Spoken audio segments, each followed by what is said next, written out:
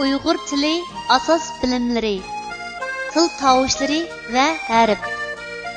So'zlarni tashkil qiladigan tovushlar til tovushlari deb ataldi. Til tovushlarining yiziqda ifodalanishi harf deyildi.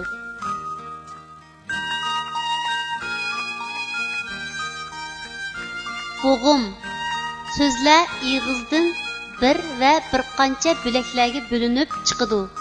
So'zning ashu bo'laklari bo'g'im deb ataladi.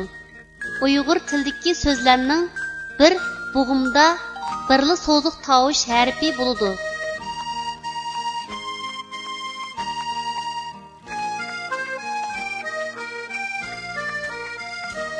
A bilan A'ning farqi.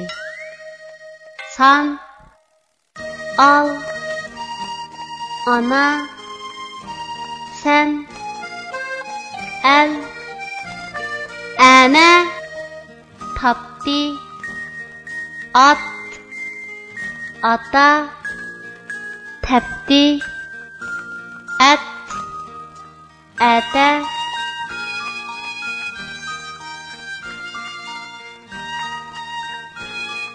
O bilan Ö'ning farqi.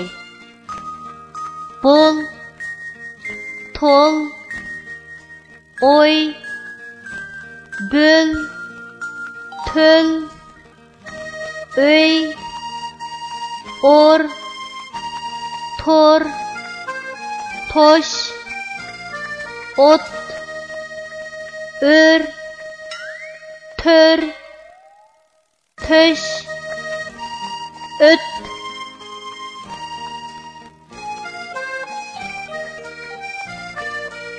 U bilan Ü'ning farqi. Un, uz, tul, tuz, ün, üz, tün, tüz. E bilan İ'ning farqi. Eti, eşi, tez, sezish, iti, ishi, tiz, sizish.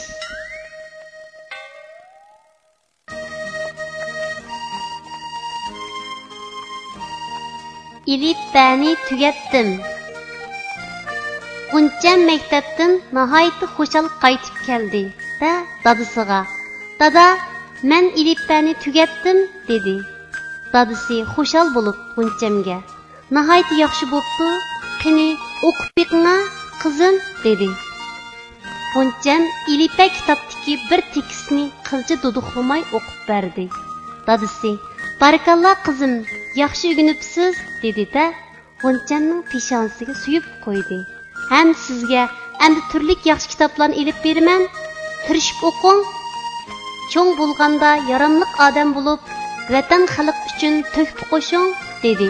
G'uncham dadasiga qarab kulib turib, "Dada, men cho'qim umidingizni oqlayman" dedi.